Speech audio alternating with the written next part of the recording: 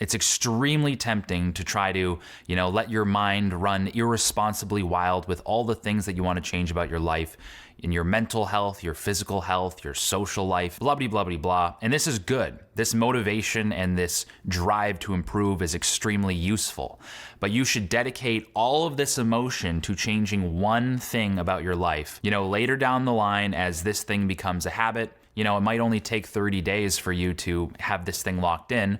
Then you can think about adding more things. So what thing do you pick? Well, I think the first thing you should do is write down a list of things that you want to change about your life in several different areas and be very detailed and specific. Where do you want to be 5 years from now?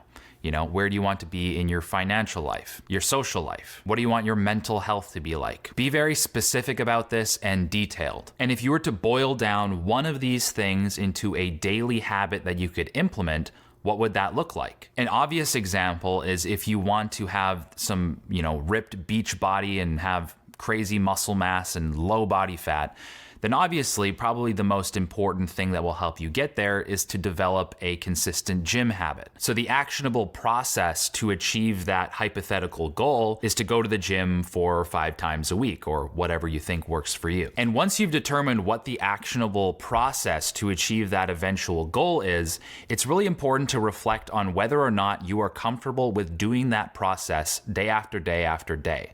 Is this something that is realistic to you? Is this something that you think you could stick to? Because this process is what you're going to be interacting with 100% of the time.